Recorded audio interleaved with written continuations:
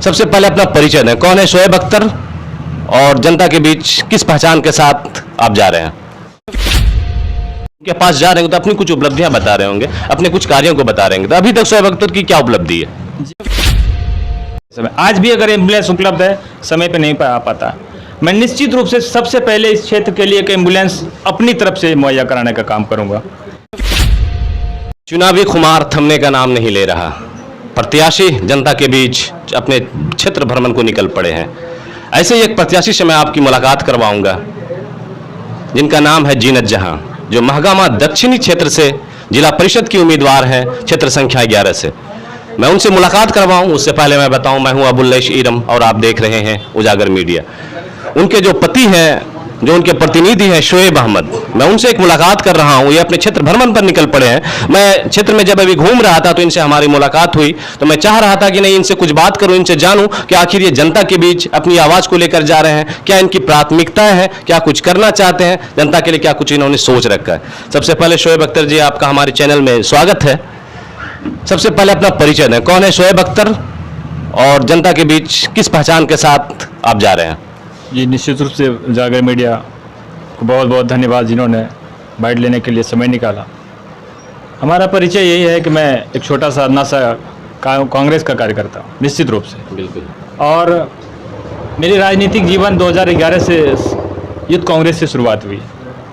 मैंने लगातार कांग्रेस पार्टी के संगठन में लगातार 2017 तक संगठन में काम करने का काम किया और अपने समाज के छोटे मोटे मुद्दों को लेकर हमेशा अग्रसर रहा। और ये शोएब अहमद आज अगर जिला परिषद पद के लिए काबिल है तो ये जनता की देन है, यही हमारी पहचान है समाज। शोएब अहमद एक कांग्रेस का युवा कार्यकर्ता अब मैदान में आ चला है, चुनावी मैदान में जिला परिषद का चुनाव लड़ने का इन्होंने फैसला किया है और उसी इरादे के साथ ये जनता के बीच जा रहे हैं। क्या कुछ किया है शोएब अख्तर ने अभी तक जनता के लिए, या फिर जो अपने आसपास के ग्रामीण हैं उनके लिए? आप उनके पास जा रहे होंगे तो अपनी कुछ उपलब्धियां बता रहे होंगे, अपने कुछ कार्यों को बता रहे होंगे। तो अभी तक शोएब अख्तर की क्या उपलब्धि है?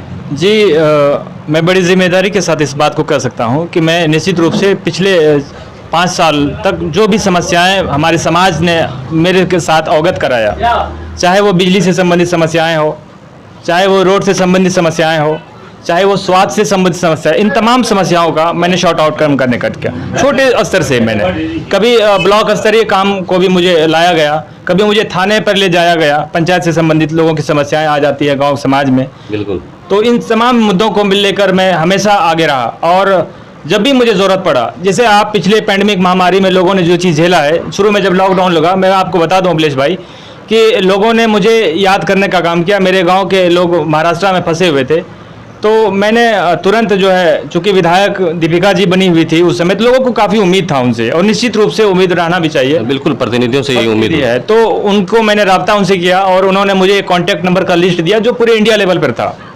मैं बड़ी जिम्मेदारी के साथ इस बात को कह सकता हूं कि उस कॉन्टैक्ट नंबर के जरिए मैं पूरे इंडिया के अंदर में अलग अलग स्टेटों में, चाहे वो डिस्ट्रिक्ट प्रेसिडेंट हो या ब्लॉक प्रेसिडेंट हो, जो भी कार्यकर्ताएं कांग्रेस के थे, उन्होंने हमारे माध्यम से या मैंने उनके माध्यम से वहाँ के प्लान करके जो भी लोग यहाँ से मजदूर जाते हैं या जो भी काम करने जाते हैं उनका मदद करने का काम किया। उसके अलावा मुझे और भी जो भी समझ में आई, मैं अपने दिमाग से काम किया कि गूगल से मैं वहाँ पर स्थानीय विधायक से संपर्क किया, या पूर्व मंत्री रहा हो, महाराष्ट्र के हो, पंजाब के हो, उत्तर प्रदेश को, कहीं से भी, चाहे वो भाजपा के क्यों नहीं लोग हो, इस तरह की कोई भी जनप्रतिनिधि रहा, एक्स प्रतिनिधि रहा, मैंने उनसे संपर्क किया और उन्होंने निश्चित रूप से कम समय में उनका मदद करने का काम किया।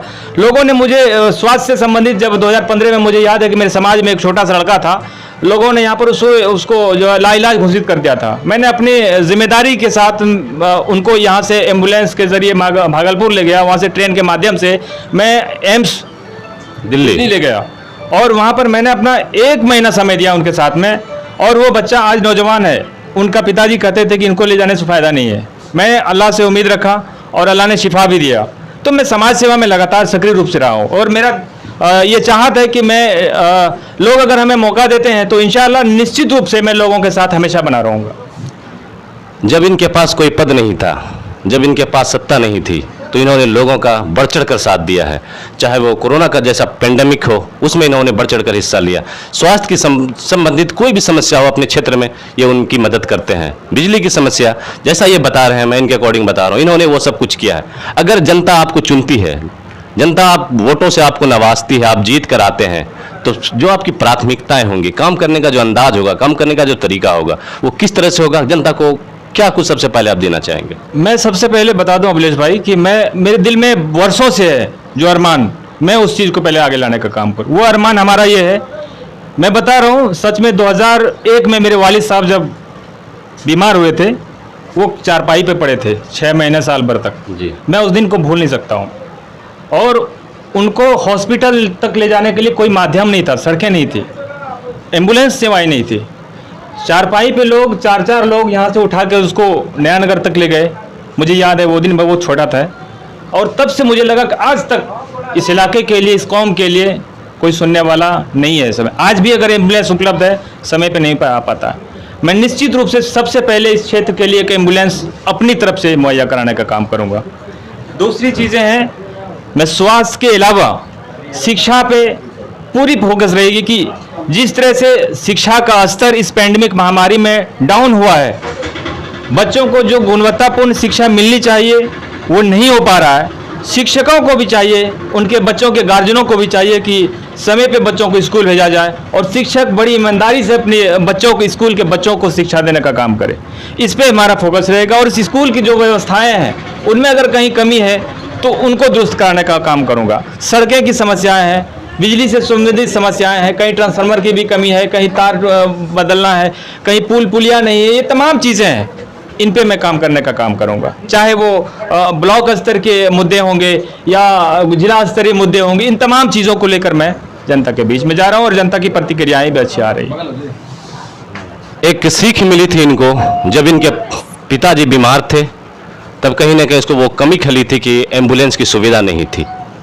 लेकिन वही सीख, वही प्रेरणा लेते हुए इन्होंने जनता से वादा किया है, अगर मैं जीतता हूं, अगर लोग हमें पद पर बैठाते हैं, तो सबसे पहले मैं अपनी तरफ से एक एम्बुलेंस दूंगा। ये इनका कमिटमेंट है, ये इनका वादा है। शिक्षा की जो व्यवस्था है उसमें सुधार लाने की कोशिश करूंगा, ये शोएब अहमद सोच रहे हैं। तो जनता से आप आखिरी भावुक अपील क्या करना चाहेंगे? आप, जनता आपको क्यों वोट दे, आपकी क्या अपील है, और जनता आप पर क्यों विश्वास करे?